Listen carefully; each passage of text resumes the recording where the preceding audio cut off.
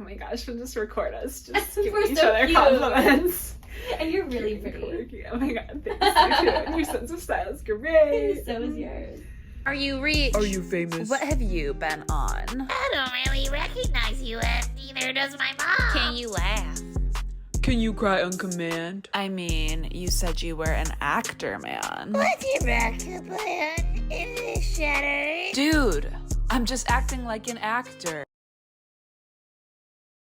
I want to start off with this. I saw this on your IMDb and I wanted to ask you if it was true. It said, Molly was named Best Actress in Dallas by D Magazine at 18 years old for portraying Anne Frank in The Diary of Anne Frank at Water Tower Theater. Yes. Is that true? Okay, it was listed as a trivia on your IMDb, so I was like, we It's should probably get the to the only bottom piece of of it. trivia. No, I loved that though. Oh my gosh, that's so fun. You played Anne Frank. I played Anne Frank 3 times. Wow. Okay, her theater credits too, guys. Like, check out her Instagram and like scroll. Girl, you've done everything. That's all I've done. I know, but who cares? And we all know that like theater acting, I feel like you're taken more seriously if you come from theater into film. You know? I would hope so, but I feel like because I've done so much musical theater, I'm not taken seriously. Okay. I think had I had a lot more like straight theater credits, maybe. But I've done so many musicals and even acting classes. Whatever I come into, the first thing someone thinks is that I'm going to be a bad actor, which is fair. I think that's a fair piece to take away from musical theater. Most people I've worked with in musical theater are also bad actors, which I hate. Interesting. So I don't know. I wish that I got more of like a, ooh, you're a theater actor, but people are like, oh, you've done musicals. Like, but I promise I can act. I promise. Right. I think it's they're just like different mediums, you know? So like you can do musical theater and you can do film acting, but obviously it's a different version of Molly doing both, like very different art forms. Because musical theater's like over the top a lot of the time. A lot of the time, yes. Bigger, at least when I did high school theater. That's always what it was. It's like Yes. bigger eyes. Yes, and I obviously can do that, and I have, but I think musical theater is also kind of moving into like a new medium where we have more subdued play with music type of shows. So there are people now that I'm seeing in musicals that I'm like, you're doing a very close version to what you'd be doing on film. Maybe you're enunciating more, but you're not performing really. You're just standing there. And if you're in the back of the theater, like I can't really see what you're doing, but I don't care because I can tell what you're doing is real. Yeah. So I like that personally, like as an audience member too. Mm-hmm. Unless you're seeing a show like, I don't know, On the Town that's supposed to be, you know, jazz hands and dancey performy, but if you're watching Dear Evan Hansen, like I want to see someone just talk. Yeah, for So, I sure. don't know. Yeah. That's interesting to know that it's kind of switching. I hope so. I hope it's switching. Yeah, I know. We'll see where that goes.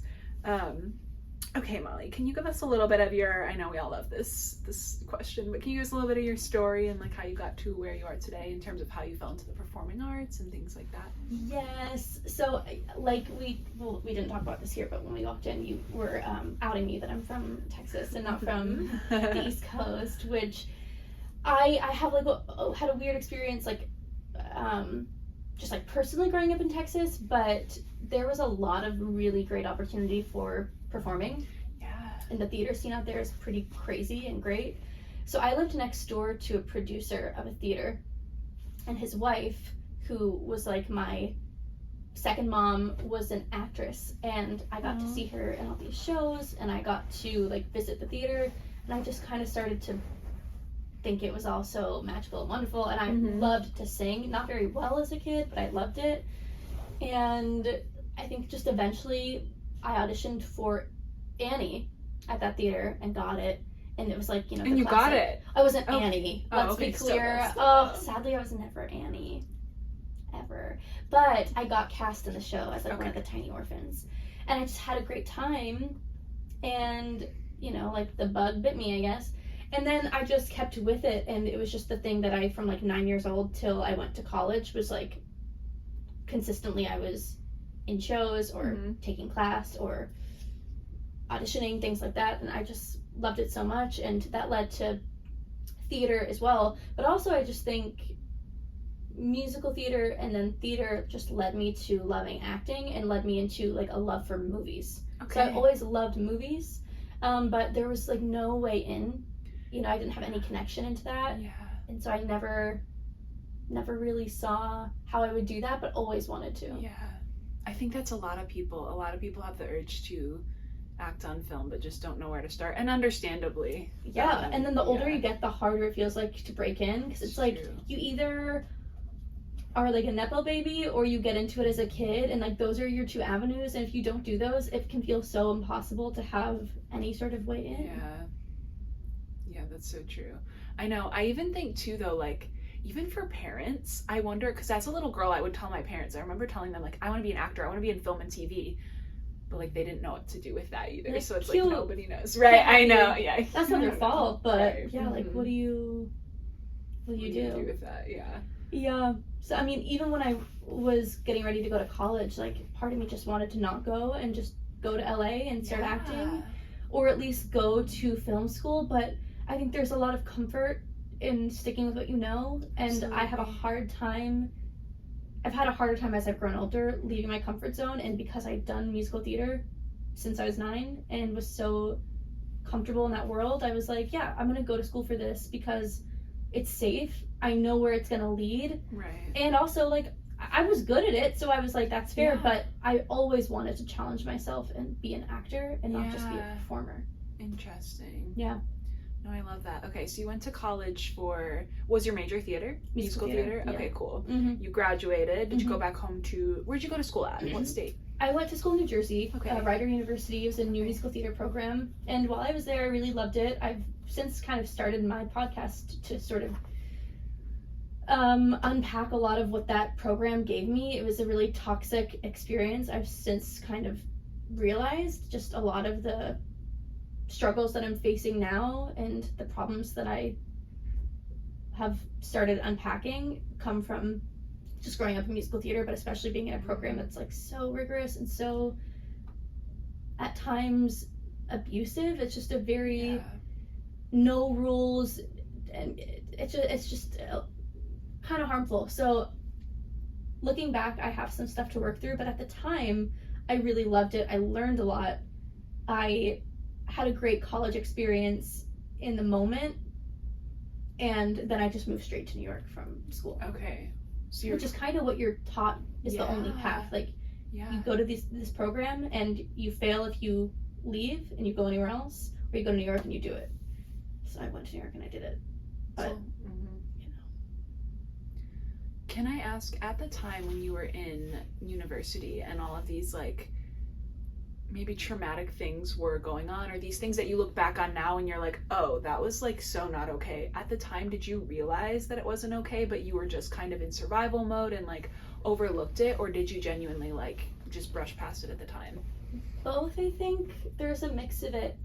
I just talked about this on my last episode of my podcast, and I was so nervous to talk about it because even now, I still, even though I know that we have to like end the stigma of being silent and not talking about inappropriate things that happen to us, especially as women, there's just so much fear around it because we see time and time again that we are blamed or villainized or cast out of opportunities because of it. Like, I just remember seeing Katherine Heigl on the Emmys the other night, and someone was like, oh, where has she been? And I was like, well, she stuck up for herself and Hollywood blacklisted her like so many other people. And it just happens in any form, I think, in any crevice of entertainment. But in school, I just remember thinking in certain moments that, oh, I know this is wrong, I know this is inappropriate, but it's also just part of the business. Like, from an early age, I remember growing up with men who were inappropriate to me and inappropriate to friends or colleagues. I would share dressing rooms with women who were in their 40s, 50s, 30s, and I would hear things that they would say, and it just was so normalized that it's just part of the business. It's just something you have to accept. We don't talk about it. So I think I've always known it's wrong, but it just happens so much and there's nothing we can do. So that's just kind of how it felt. Just a little bit, what's the point? Yeah, like you're almost just helpless in the sense of it. Yeah, this happens, but there's nothing I can do to fix it, so. Yeah, and then there's plenty of things that happened that in the moment I didn't even clock. That's been a lot of it, is things will come back to me. I'm several years out of graduating now, and things hit me so strangely and at such weird times, and I have to stop and realize oh, like that happened, or someone will tell a story about something so horrific. I'm like, oh, can you imagine? And then I think, oh my god, that happened to me. Yeah, And I didn't even know that it happened to me, or that was wrong. Mm-hmm. You know, things like that. Just growing up and realizing, like, oh, I wasn't treated well. Yeah. I think that happens in musical theater, but I think that also happens in film acting too. So I like that you're saying it's part of the business. I moved to LA when I was 18. I did the whole Good for you. just diving right in. But I also had like some weird experiences that looking back on now, literally only within the last year did I realize how inappropriate this was. I did a sex scene when I was 18 years old with a 32-year-old man, no intimacy coordinator, nothing like that. It was like filmed behind me, but like he ended up like taking off my shirt and like unsnapping my bra and like all of these things. Didn't end up touching me at all. But like looking back on it now and like we were making out when I was 18 and I look back on that now and I'm like, how inappropriate. That's so. There were like 3 people around. I know. I still don't know where that purpose? footage is. Why? Yeah, I know. There's just no regulations. I'm sorry. Yeah, it's like something I'm past now, but it's just like, yeah, you look back on those things and you're like, that was who effed allowed up. this to happen? I know. And like, you're not supposed to know any better. You're 18. Right. Yeah. You know, you're trusting that someone has your back, and when you learn that they don't, then you just start to not really give yourself any respect either. You're just like, oh, I'll go where I'm told to go. I'll go where I'm propelled to go because that's what I'm taught is going to get me ahead. Is just to be easy, be agreeable, don't ask questions. Yeah, especially as women. Yeah. That's something you've talked about on your podcast is like how it can sometimes feel like you don't want to look like a high maintenance actor, like you're causing problems, and so that can cause you to be silent. Oh yeah, forever. I've only recently started being like, you know what? No. Yeah. I've got to say something. I've got to advocate for myself because no one else is going to advocate for me. I agree too, and I think like we do see it with the bigger named actors, like the Me Too movement and things like that, and like to know that it's going on at such high levels too is disgusting, but I also think it's important that we bring light to it at all aspects of the acting career, and especially like at like a more of a beginning stage and on the acting journey, because it's still not okay at this level, and I think it's easier to be hidden if it's amongst these men that are maybe not as well known. Yes, I think the strike weirdly gave this new idea to the masses of people who aren't in our business, but they finally understood, oh, there are so many actors, SAG actors, or non-unionized actors out there who are not on television or movies that we watch, like people who are just most of us actually or working. Yes, I think people forget how many of us. There's so many more people trying and doing the brunt work than there are people in the spotlight. So true. And also, some people's goal is not to be in the spotlight, and I think that's something people just think you only should be given these respects as far as the way you're treated or your pay or all of these different things that we're fighting for if you're like at the top of something. But I think in any industry it's just like there's humanity and empathy to be had. Like we all deserve the same thing. It's gonna look different because of money and because of clout, but everyone deserves safety, protection, yes, absolutely, money, everyone. It's so Healthcare. true. Yeah, I know. Yeah, I always say too, as humans, we're all more similar than we are different. Yes. And like life makes us think that like somebody can seem higher than somebody else or but it's like no, like money and clout don't mean anything at the end of the day. We're all like literally the same. We're all trying to fill the same desires. Nobody's above or below you, and like it's so true. But we're in like the wrong industry almost to have, because everyone here is just, or at least the execs, the people at the top, are just all here for money and power. Yeah. And then there are some of us here because we want to tell stories, or we want to connect, or to be creative. Yeah. I want money so I can do those things. Yes, exactly. That's like, I know, that's always my big thing too, is like, I know, a desire for money for like creative endeavors, like F material things. Yeah, or just like money so I can pay my rent enough to then like audition and be in it, like pursue what I love. Yeah, I know when finances are something on your mind, it's hard to focus on other things. So like I always, and you probably feel the same way, but I always tell actors, like if you're really, really in a deep spot with your finances, don't worry about paying for acting classes. Don't even really worry about acting too much. Like take 6 months, get a good job, and like really get yourself off the ground and save money, because once you're a little more comfortable, you'll be able to come to your craft more full, you know? Oh yeah, I mean, it's just, yeah. But it's hard, and you move to a place like LA or New York, and you just want to dive in, of course, but like, you have to survive first. Yeah, and you do. for most of us, that is actually something you have to put a lot of effort into and strategy into. It is. If you didn't come here with like your parents' money or whatever, you know, it's like you really have to try. Yeah, you do, absolutely. Yeah. Oh, that was a good little tangent we went on there. Oh, Wasn't even my gosh. notes. A good and a bad little tangent. Yeah. But it's good that I think we're talking about this, and like you said, the conversation's kind of happening. It does feel like there's something transformative going on in our industry. Yeah, something in the good. air for sure. I think the conversation's opening. I mean, even like just talking about what women go through in any way helps. Like the Barbie movie helped so many different people in different categories of life or different jobs be like, do you see the list of things that we have to think about before we even get out the door? It's hard. Okay, can I ask you a little bit about just life in New York? I don't know much about being a New York actor other than what I see on like TikTok and stuff. So I'm curious, like, what is that like in comparison to LA? How were self-tapes? What's a Broadway audition like? Just kind of what was your life like for the past, gosh, how many years were you there? 7? 2016 to 2023. So yeah, 7. Mm-hmm. It's very different. And I love New York, and I do think I'll go back at some point. To live?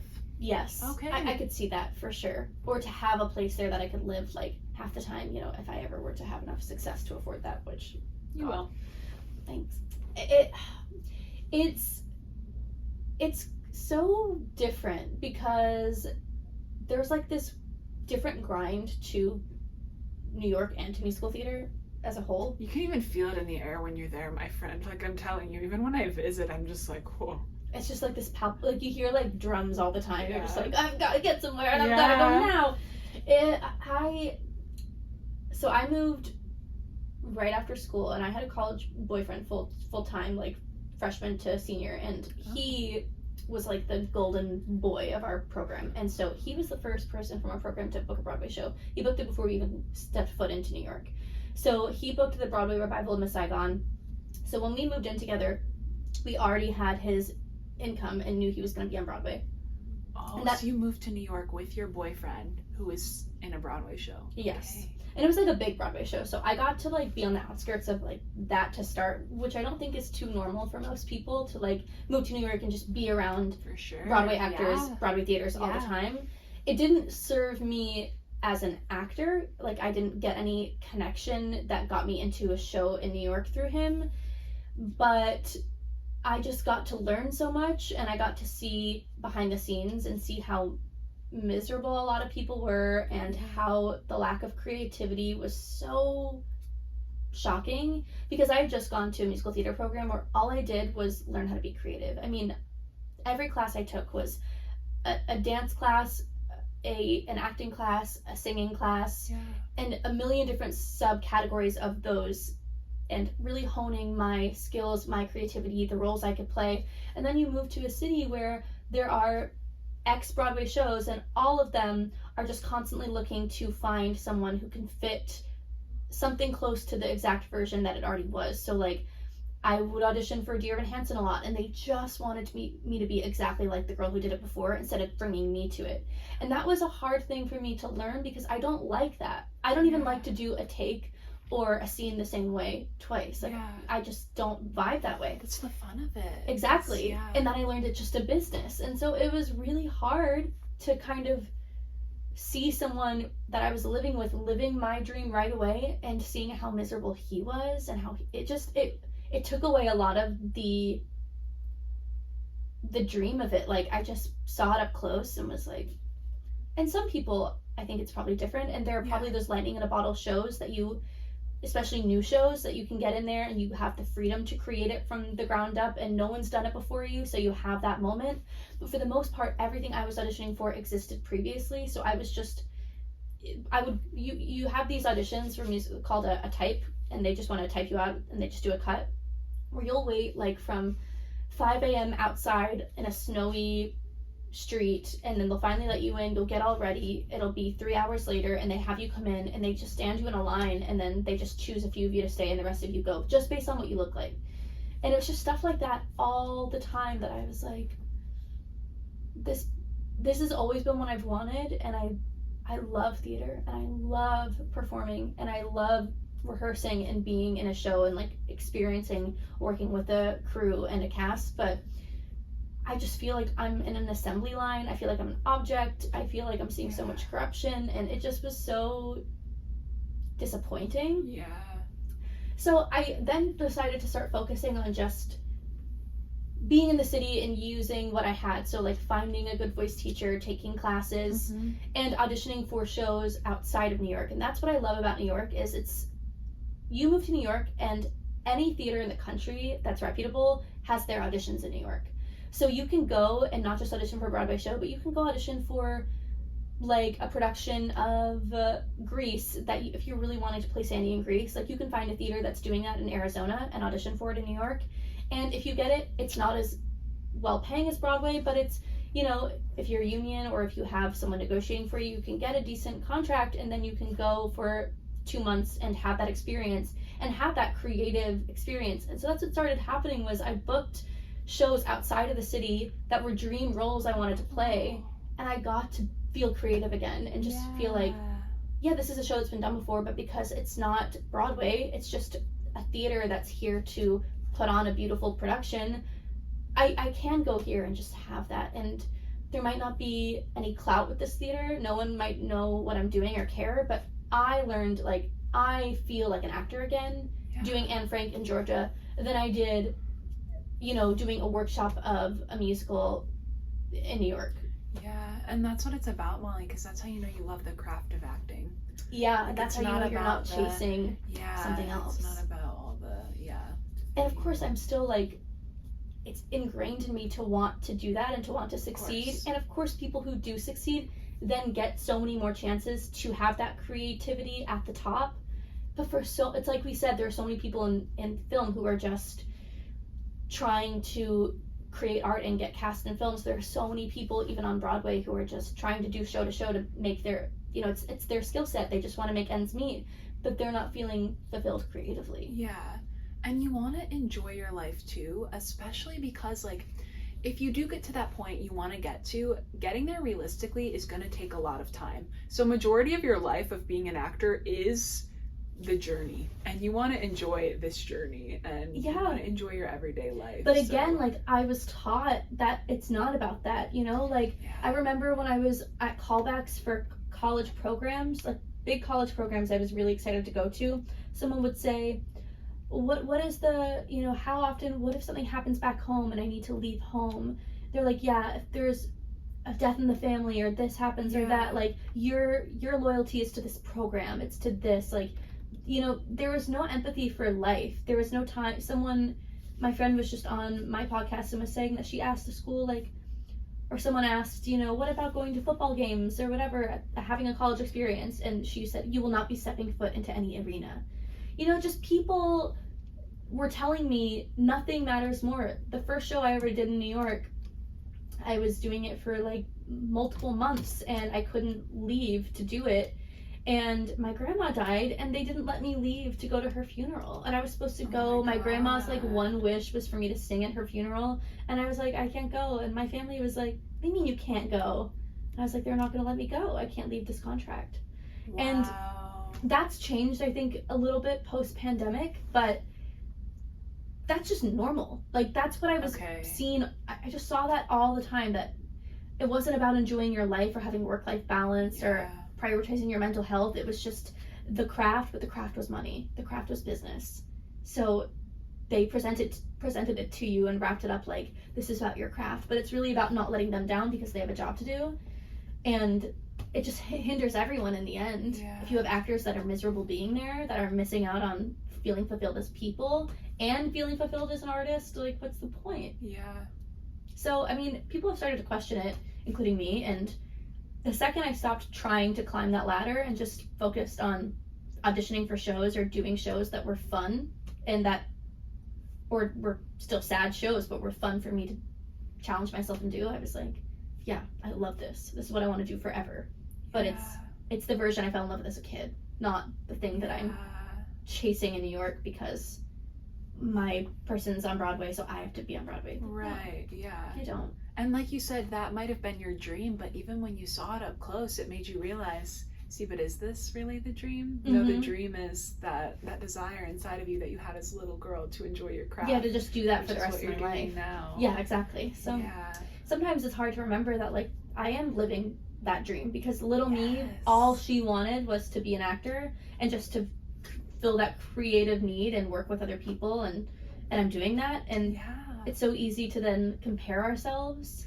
I just made a vision board yesterday for the new year, and I have so many, like, don't compare yourself to other people. Stop comparing your life quotes on there because I do that so much. Yeah.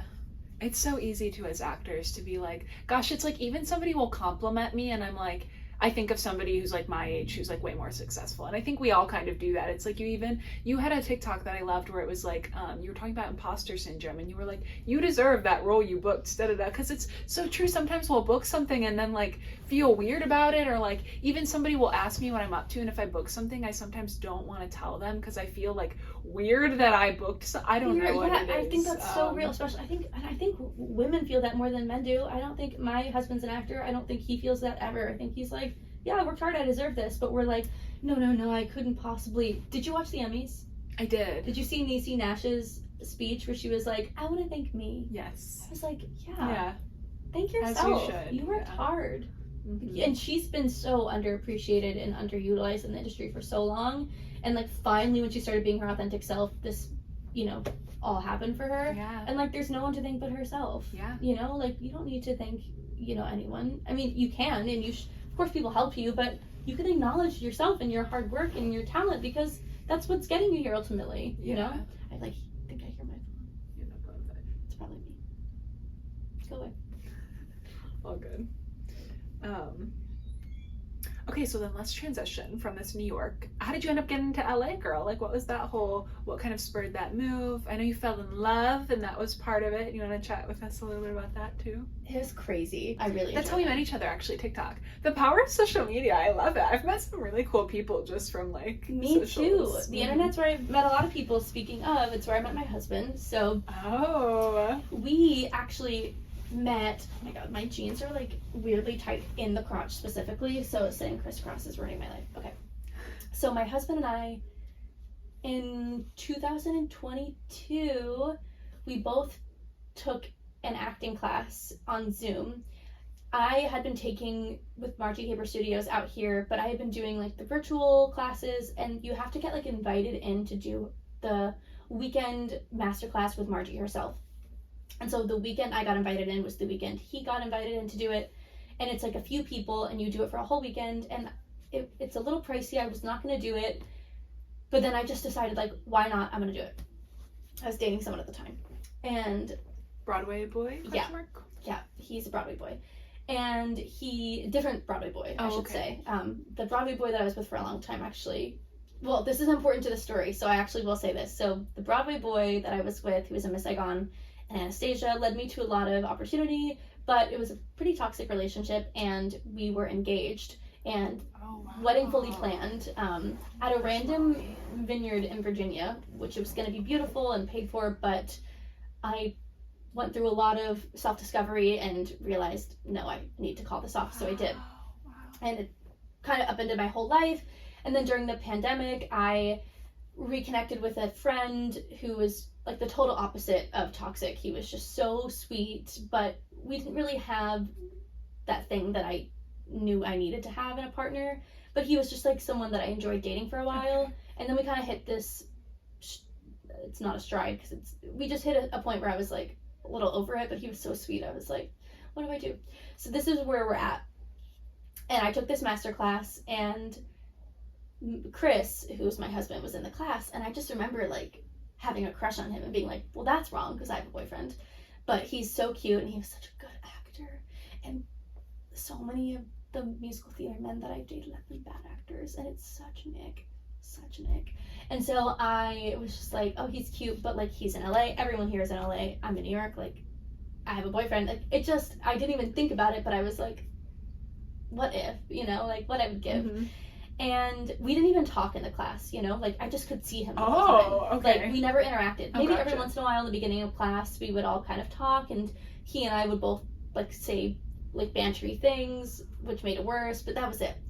And then the weekend ended, I was on the phone with my mom walking my dog afterward, telling her about it and being like, oh my god, there was this guy who was so cute, thank god I'll never see him again. My phone buzzes, he emails me, and the whole theme of the class was fuck it. That's what the teacher says, you know, just to say fuck it to everything. You know, nothing matters as an actor, like just don't be afraid to look stupid, don't be So afraid. true, yeah. And the email said fuck it. And I opened it and he was like, I know you're in New York and I'm in LA, but something is telling me that I need to get to know you more. So I just had to reach out, whatever. Something really cute. I was like, no! And so I texted him, he sent me his number, and I was like, this is so flattering, you have no idea, but I have a boyfriend. And he was like, no problem. Cut to a few months later, we only follow each other on TikTok. He doesn't post on TikTok. Every once in a while he'll send me like a funny acting video. That's all the connection we've had since then. When I'm finally breaking up with my boyfriend, I have him on my mind. And it's like the day after I break up with my boyfriend, my phone buzzes in the middle of the night. I think it's gonna be my boyfriend who used to FaceTime me at night, and I was like, ugh. And I see it's Chris FaceTiming me. We've never FaceTimed before. Oh. So I'm like, oh, this is a mistake. But I answer it, and he says, hi, oh, it's so good to see you. Okay, so I just went on a date, and it was horrible, and I just have to finally tell you, like, I'm not enjoying these dates because I'm just thinking about you. And I was like, this is so weird because I just broke up with my boyfriend. Like, I've been thinking about you. So we start talking all the time. A month later, he comes out to New York to visit me, and it's just instant. And it was just right away. We fell in love. And the first thing we ever did as a couple was go to his sister's wedding. He asked me to go with him to the DC area, and he was ordaining the wedding, and so I met all of his family or whatever, and we roll up to the wedding venue, and it's the wedding venue that I was getting married at to my ex. The exact one. In the middle of nowhere. Like, neither of us are from that area. Like, So weird. it's just this field out in Virginia and this beautiful vineyard. And so I just remember having, like, I'm not a religious or spiritual person. I never really have been, but that was, like, the weirdest moment I've ever had of being like, that is. if there was ever an indication that, like, I'm in the right place with the right person and Yeah, this is what is for me, like, it's this, because I was on a different path and would have ended up here miserable, and now I'm with this beautiful, loving man and his family at the exact same place. Oh my god, I'm like gonna cry. That's so precious. It was crazy. And yeah, and then he lived out here. We just kind of decided to pick a city, and I had booked a movie right before I met him and filmed that, and it was my first time on set, and I like loved that Is that the one in experience. Texas? Yes. Okay. Yes. Which, And how so- ironic. Can I ask, like, did you, because you're from Texas, was that just a weird irony, or did you know, like, submitting for it, this is in Texas? Oh, okay. No, Interesting. not at all. There was nothing about Texas on the radar with that film, but when I think I was going home for Christmas that year, it was the last time I actually spent Christmas in Texas, but I remember I got like I got a call that night, and the next day I was going to Texas for the holidays, and I also had a contract coming up in Texas, in Dallas, to do a show. Mm-hmm. And so I was doing that for Christmas, going back to New York, and then going back to Texas for a show. And then I got the call that I booked that film, and they were like, by the way, it's shooting in the Dallas area, so we're going to have to get you there, and here's what it's going to be pretty quick. And I was like, I'm about to be there already.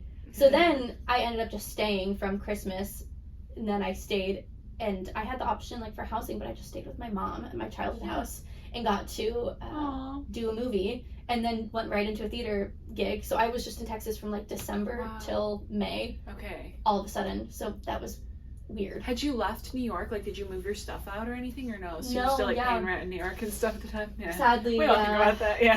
Yeah, that was always what was hard about those long stints, was I was like, oh, if only I wasn't. But it was also nice to have like a home base there. That's true, too.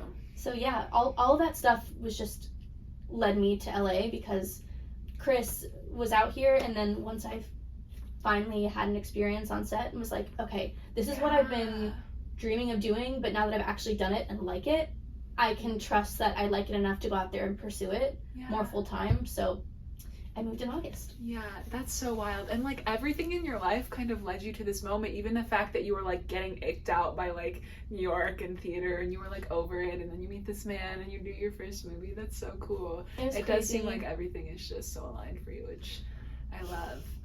I will say too, on your TikTok, I hope this doesn't sound too silly, but I just feel like you've had like a shift in your like aura of content too. Like this past year, it's just been so like, I don't know, just so good. You guys should check out her TikTok. But I feel like there was almost like a switch. I don't know. Like it just seems like everything is so fresh and so creative. And you just seem like you're in such a good place. So I just want you to know that that's showing. Yeah. Thanks. Yeah. The move helped a lot. Like just finally saying like, there are no rules. Like I can just do what I want. Yeah.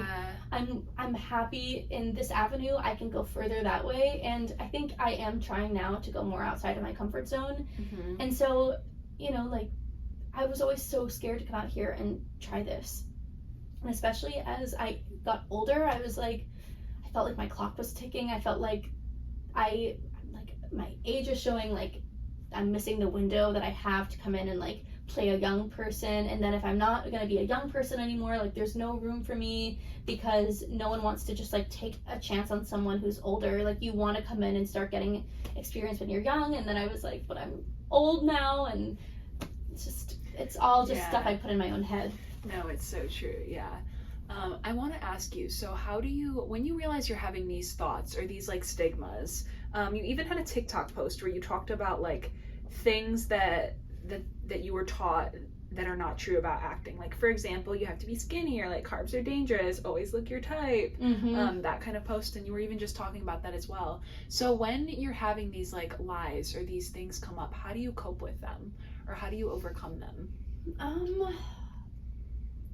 I mean, it's hard. Like I still really struggle with it. I was actually talking to Chris about this the other night because I've gotten really into like health and fitness and stuff since in the last year or so. That was one of my big goals. LA does that too. Yeah, I feel like as well. Everybody here's like fit AF. Anyway, well, it's true. I mean, that helps you for sure. You're like, oh, everyone's doing it. Yeah. But I think for a long time, my idea of health and fitness was unhealthy. It was skinny and looking a certain way, and now I've learned it's feeling a certain way.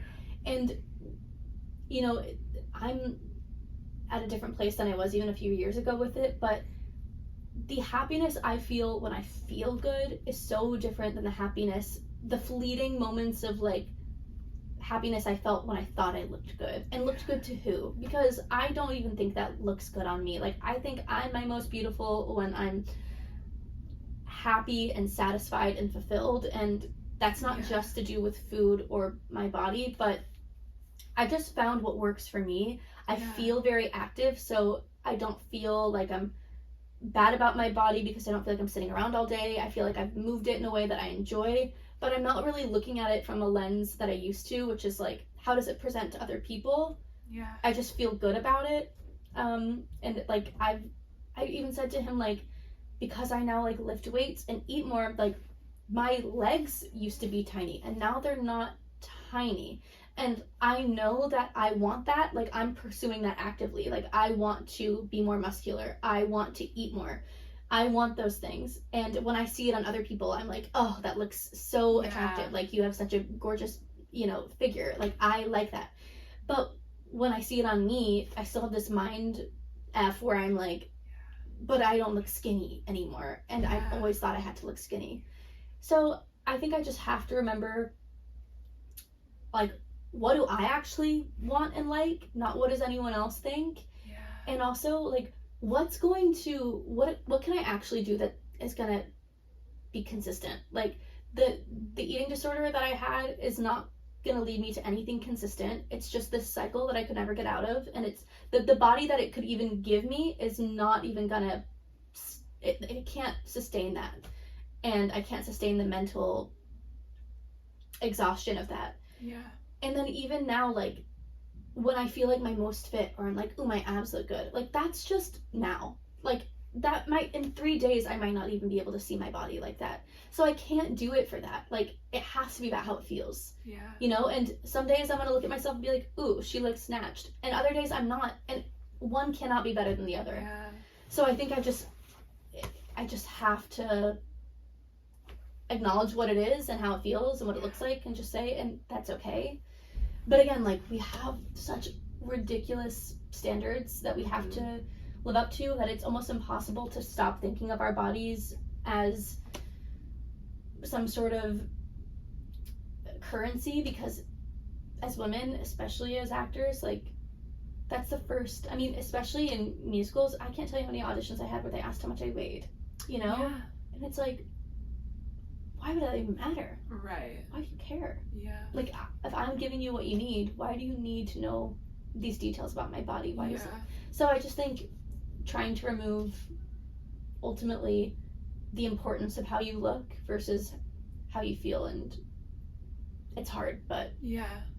it's a journey. No, I love that. And I love too what you said about just like being aware of those thoughts and like just noting them and noting that they're gonna be there, and then kind of Yeah, we can't just undo. like fighting with your and it's like you realized that thought of like how you were saying you saw this like muscular woman that you wanted to look like, but then your old thoughts and you're kind of battling against them, but you're aware of that, which is good, because if you weren't aware of them, then maybe you would fall back into your old habits or whatever. Yeah. So you're actively fighting against them, and I think that's really good advice. If you do feel thoughts like that coming in, actively fight them. Be aware of those thoughts. Don't just let them linger. Like, Yeah, and also, like, what I've started too is I used to comment on other people's bodies as well, like, trying to compliment someone, I would say, oh, you look so, you've lost weight or whatever, you look your great. body looks, but I've stopped doing that for other people just because I've started to learn people don't want that. I don't want that. Right. And also, it's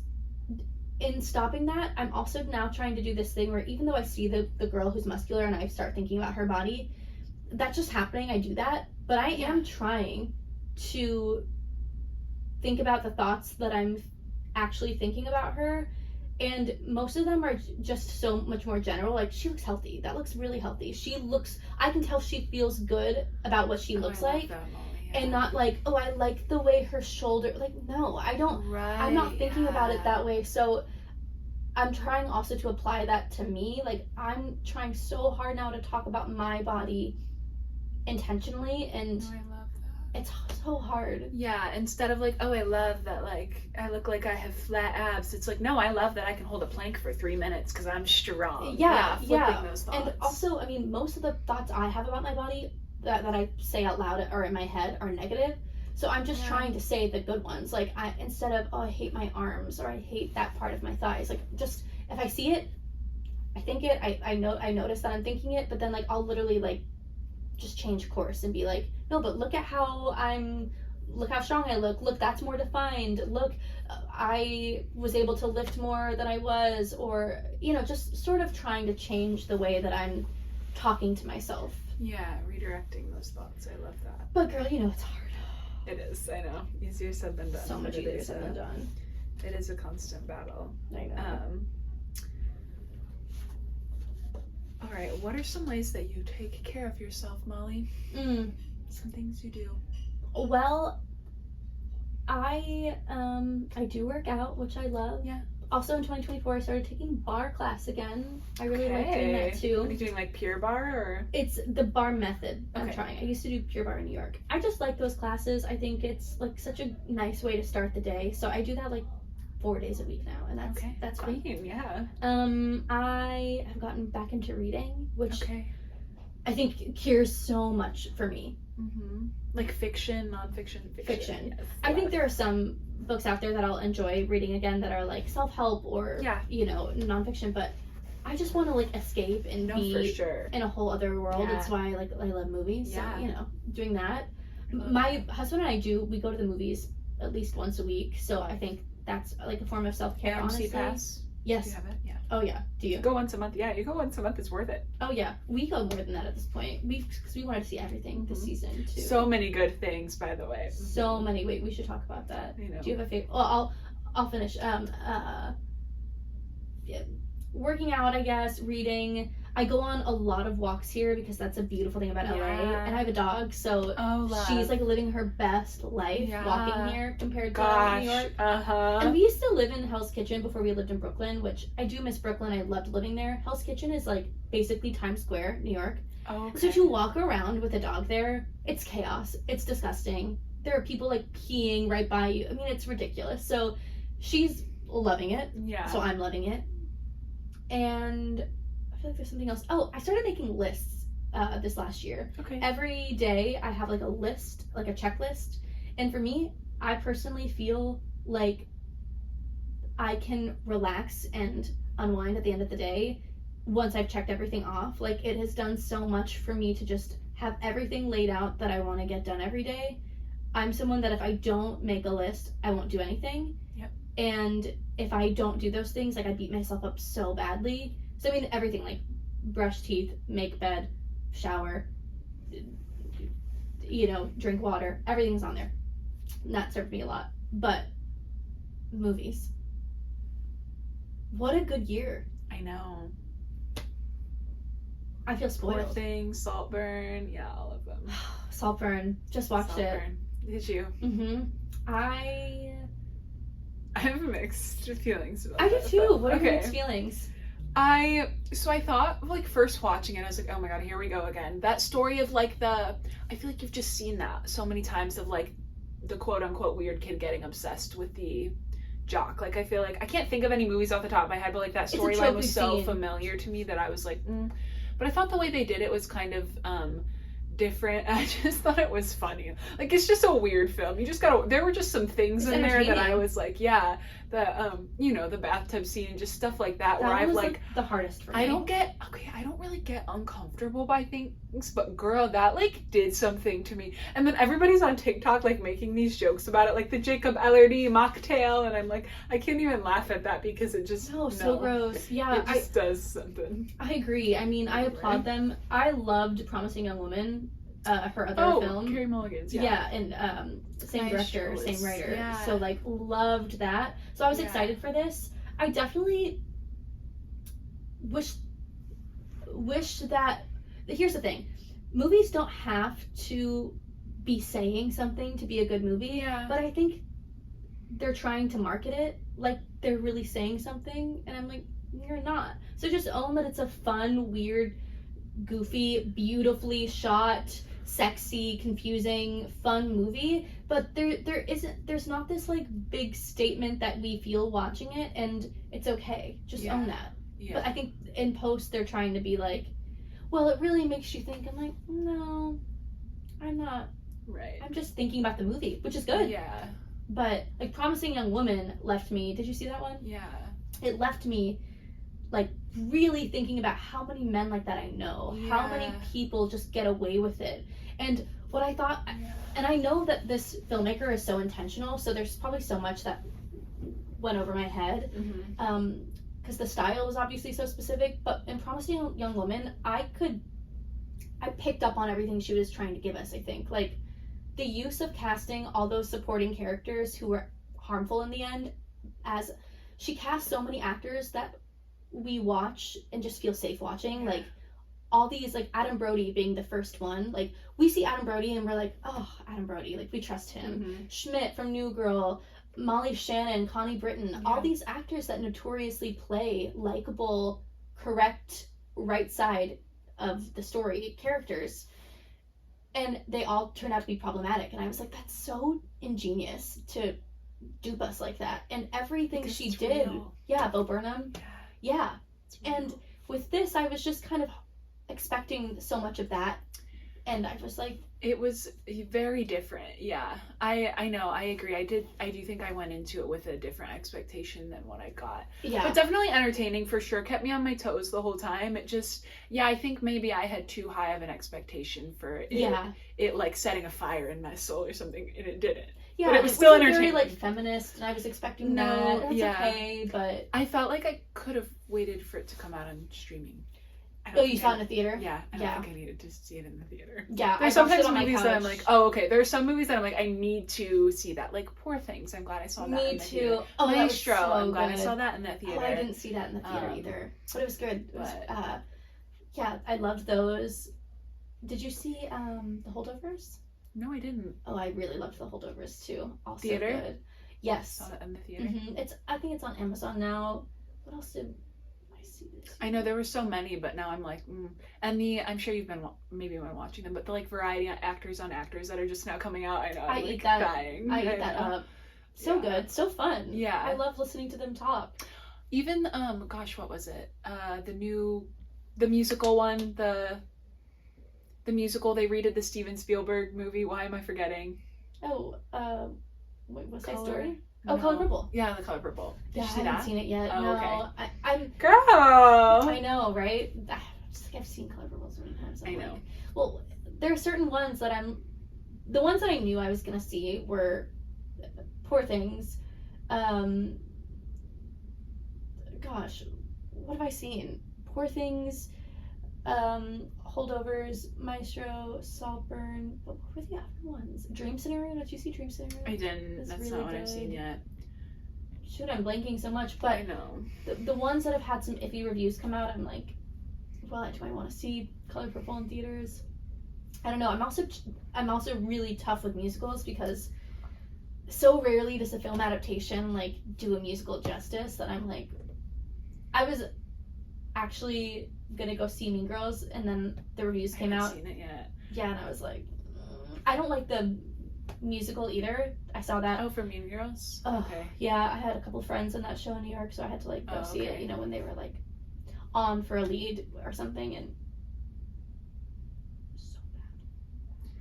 I will say Renee Rapp has been smart though with her little moving from Broadway into film and TV. And she's which so that shocked me. talented, She and I hear is, and she's great. killing it with like I know even her interviews and stuff. I'm You like, know, get it, like I yeah. know. I'm just But like I like her vibe. What I have been noticing, and I wonder if you feel this at all.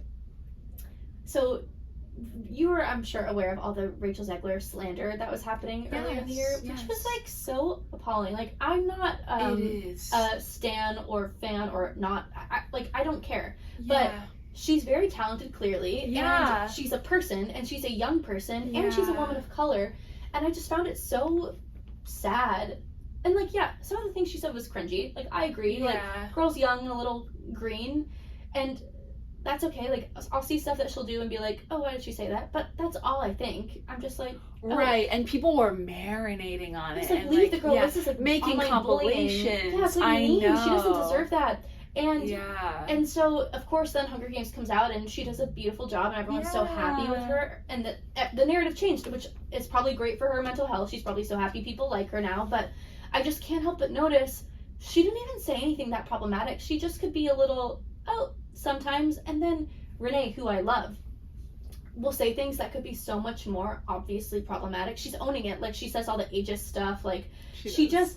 but people are so, they're eating it out of the palm of her hand, and I just think, of course they're different, but it is interesting to see It like is. the way we treat a young person of color who is just trying to be herself versus a white girl, the way we treat her being herself. You know, it makes me That's wonder, like, So they're both yeah. musical girls who have these big fan bases. They're and like the same age. You're Mhm. right. That they're is both very so talented and interesting. deserving of these moments, but it was just sad to see the way one, and I'm not saying that people are, you know, inherently being racist or anything, and that's where it's coming from, but it makes you wonder because it does. she was just so crapped on. I know. Like, yeah, you're right. To the point where it genuinely was bullying. The things people were saying were so I'm cruel. like, come on. I watched her. She did an Actors on Actors with the I can't Halle remember. Bailey. Yeah. Yes. Okay. Yes. Right? She's the young one, right? She's also an air. She's Yes, the Little Mermaid. Okay. Yeah, I watched theirs too. Yeah, super cute. And They're just so like cute. listening to her speak, I know the two of them, but she talked a little bit about that, how she was like flamed and stuff, and I just yeah. for no reason. She's just, you know, like, I think some of the times that she was under fire is when the times that I think she was like trying probably too hard to like say the right thing instead of being herself. I so agree. Yeah, she would try to like gosh, there's even the Disney princess quote or whatever she said. I think she was just trying to like I think she was trying to say the right thing and like look intelligent and be fiery, and I just think it came off wrong. Well, just we're too quick Um, to cancel people, and like we obviously want people who do literal wrong to be held accountable. Yeah. But there are people, and Rachel's not even someone who's done anything wrong. There are people who then do something wrong, and we don't need to cancel them either. We just want them to see it and change it. Yeah, Own absolutely. it and move on. If they haven't harmed anyone or done something worth, like criminalizing legitimately, we can't just keep putting people, like making people afraid to live. Because the people who are just making honest mistakes and are willing to learn and grow from them, like, won't, because they'll be too scared. So there has to be, like, obviously we need to cancel Kevin Spacey. We need to cancel people who have done some illegitimately bad Disgusting, things. yeah. Or legitimately bad things. But we don't need to cancel someone like Rachel Zegler for saying something about feminism that we all would have been saying 5 years ago. Like, what she was saying about women being powerful, it's not even wrong. It's just we're learning now that there's more space for that. Whereas 5 years ago we all would have been like, yeah, she needs to be powerful. Yeah, like the things she was saying we would have agreed with as a collective society of girl power. So the needle moves, and if she's not with it 100%, that's not her fault. Yeah. And she's young. Give her a minute. Right. So that bothered me. That's like another big thing that often bothers me is like, I think she was 21 when those like crazy interviews were coming out, and I'm like, all the people crapping on her, like, let's talk about some of the things you said when you were 21. Oh my like, God, we all, we all say some give each other questionable some grace. things. Let's have some empathy for each other. Everyone's doing our best, and like, if you're not a criminal, like, you deserve a second chance. If you're not doing something that is black and white wrong, and you're saying something maybe a little problematic, let's let you know, give you a chance to say, oh, thanks for telling me. Cool, I won't say that again. And be done with it. It's so true, yeah. You never know what somebody's coming from or what's causing them to say that, or you just don't know. Yeah. And like, no one deserves to be bullied. No one deserves to be ridiculed for just existing in a way you don't like. Yeah. She doesn't have to be your favorite actor or your favorite person to listen to talk. That's fair. But like, she's a person. Right. And Renee, I also like I love everything Renee says. I love her personality. I think she's so herself too. Yeah. And I think herself is just more palatable to people sometimes. Yeah. And so they're into it. But she's also saying things that could be more offensive, and people are absolutely loving it. And that's fine. Yeah. They should love it because she's not hurting anyone. But like, you have to give the same grace to everybody, or you're just being immature. Yeah, I know, that is so interesting though, how people perceive I know, two very similar people very differently. It's interesting how we do that as human beings. It sure is.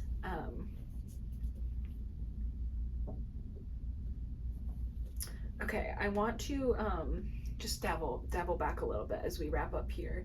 Since you are new to LA, what is something that has kind of surprised you the most about living here? And what's some advice you have maybe for other people who are thinking about moving to LA? Oh, that's such a good question. These are all such good questions. I think, I thought connecting with people here was going to be harder. I thought that it was going to feel fake. And don't get me wrong, there have been moments where I'm like, okay, are you a real person? Encounters. I know, me too. How many people have asked me, like, oh, have you had work done? Are you going to get work done? I'm like, why are you talking about my face? Like, that is so weird. Just it's normalized to almost like have a lack of social skills here, which is weird. That's like, so... Let's not. I love that. And like, New Yorkers, there's also a lack of social skills, but people just don't say anything. So it's like, okay, maybe it'd be nice if you like acknowledge my presence, but at least you're not talking about like my wrinkles on my lips, So yeah, I don't know. It's funny. Overall, I've had a lot of.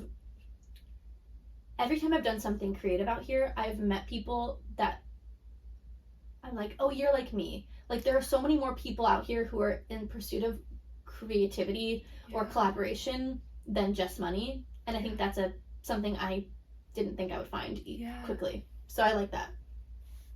There's more opportunity to collaborate, and I think too, filmmaking is so much more accessible than I thought. Like, people are just making shit all the time, and there's a place to dive in, whereas there's not a lot of just like theater happening in New York or film happening in New York that you can just insert yourself I into. see. You know, everyone here, like every coffee shop I go to, I'm like, you're talking about a script, you're reading a script, you're writing a script. Yeah. You have, like, everyone is here to do that. And so there are so many ways in once you put yourself out there or connect with people. And I think that's not known. You know, you think that there's these private offices and that you can never get in, but there's so many people I've met here that all of a sudden we've started making connections and, you know. That's a good point. I totally agree as well that everybody is like creating their own stuff and whatnot here.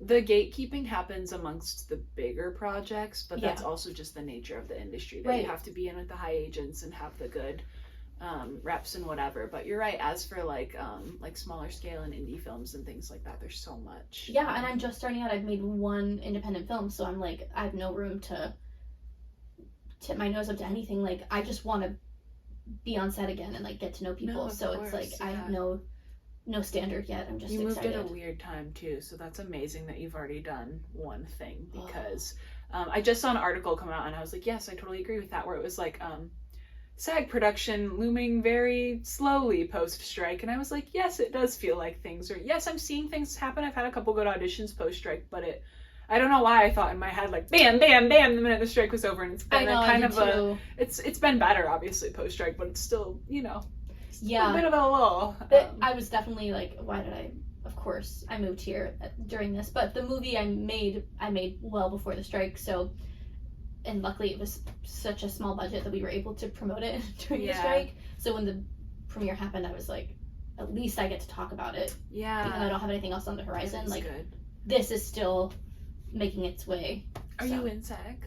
No. Okay. Are you in the equity or whatever? Yes. Yes. Okay. Yeah. Yeah. And I just got a new agent out here, so hopefully, you know, finding my way into wanting to continue theater out here is also weird, because I want to do that. Oh, you do? And there's a lot of theater out here, but like it's feels almost like a foreign place to break in, because I'm so comfortable with the scene in New York and I have no idea here. So I feel so happy to have this new agent, and hopefully that'll help with, you know, TV and film as well. But I think it's just so slow with that. That's true. Yeah. I do always, I do a lot of casting director workshops and whatnot, and they're always saying, like, do a play, because we always go to the plays. Like, a lot of film people in LA do watch those theater things. One of my best friends got a really good agent from a show he did where the agent came and saw it. So yeah, I mean, this stuff.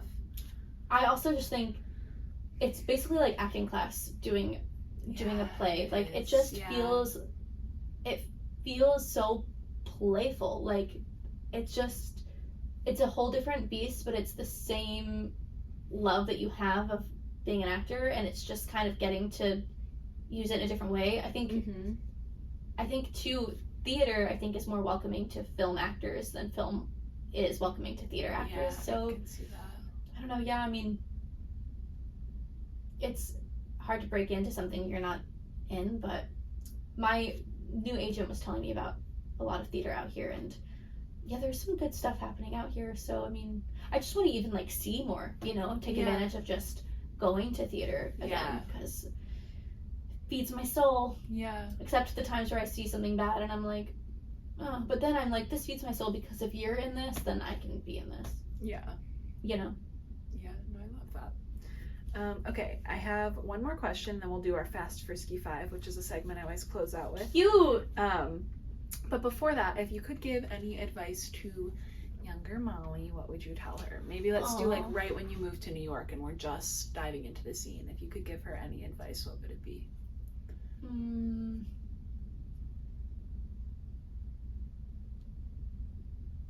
Maybe like don't give up on something.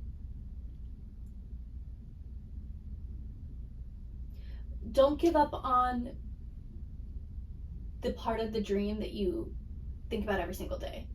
Oh, I love that. You know, like the love that I have for being an actor, the thing that I love about it, I've never had a day I haven't thought about it. And there have been so many times I've almost given up on it. So I think just like there's no way to fail at something you just are not giving up on. Oh, I love that. You know? Yeah. So just don't give up. Yeah, there's no way to fail in something you're not giving up on. That's so good. That's so true in our industry too, because if you look around, the people that end up making it as actors, whatever that even means, different for everybody, but if you stick with it, you're doing it. Yeah, like there's You're not just gonna no fail. other chance. It's so funny. Ever since I decided I want to be an actor, people, there's sometimes like, what's your backup plan? Da, da, da. I'm like, I don't know. Like, this is my life. This is what I'm doing. Yeah, there's I nothing love else that's it, going to bring me so- that happiness, so why would you Yeah. give up on it? Right, yeah, so. Okay, are you ready for our Fast Mystery 5? Yeah. Okay, it's 5 rapid fire questions that require a lot of thought. Favorite quote? How wonderful it is that we need not wait a single moment before starting to improve the world. That's a quote from Anne Frank's diary. Who she played when she was 18. Thank you, IMDb. 15, 18, Oh. and 24. Okay. They're at 24 too. Love it. Just pushing it. Hey, girl. It's not about how old you are, especially not in LA. It's about how old you look. It's amazing what happens when you're short with a round face too. So sometimes I hate it, but No, you could play high school, I think, too. Especially because we all know CW high schoolers look like they're in their early 20s anyway. I just so. put the CW on my vision board this year. Okay, so... queen. So, see, and everything is in alignment in Molly's life, and I just said that, so we'll see. We'll I don't see. know. You'll be to I thank. don't know.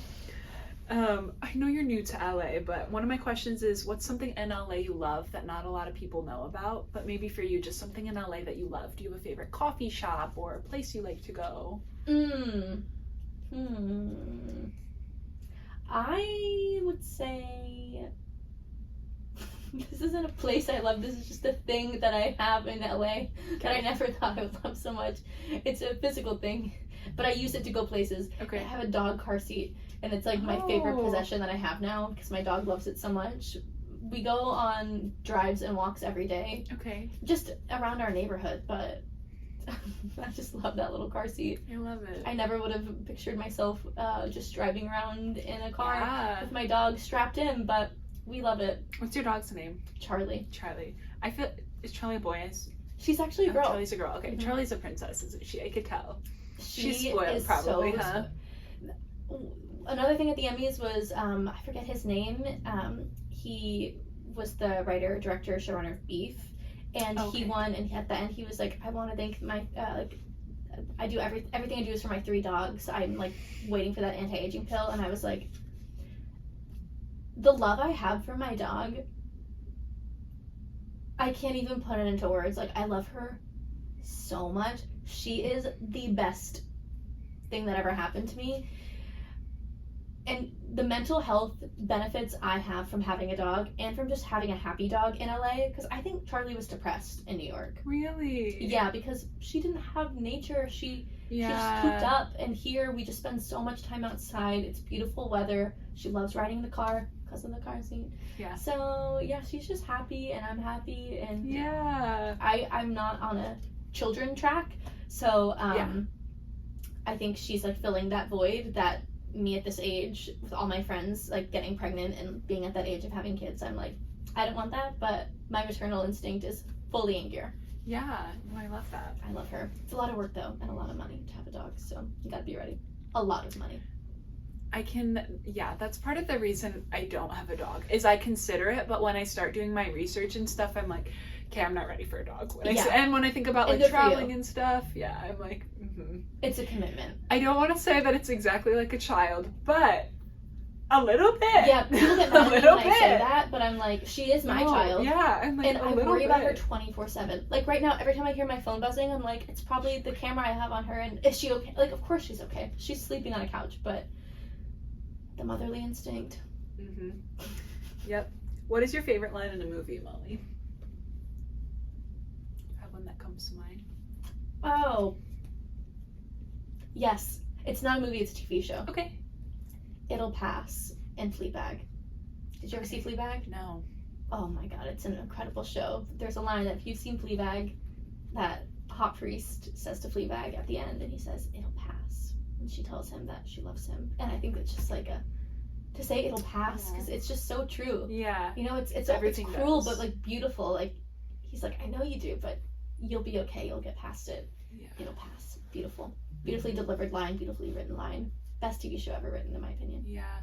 The reason I didn't watch it is I did a couple scenes from that in an acting class. So did as was I. premiering. Okay. I try not to watch stuff that I'm like if I'm doing those exact scenes, you know what I mean? 100%. I yeah. think that's good because you don't want to steal what they've done. Yeah, exactly. Yeah, I also am like that as a singer. Like I was always told, don't listen to a song when you're learning the song, so you don't copy. Oh yeah. It's like the easiest way to learn. So I'm like, with acting though, I think it's more important not to steal. Molly's a great singer, by the way. I know we talk about musical theater. No, but even you're just like your little, like you have a video. It's like you and two other girls over Zoom, like singing together. Oh, It's so beautiful. thanks. It's really cute. Thank check it you. out.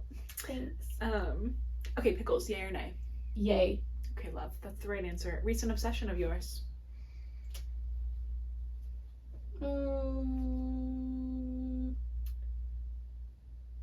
What have I been eating lately?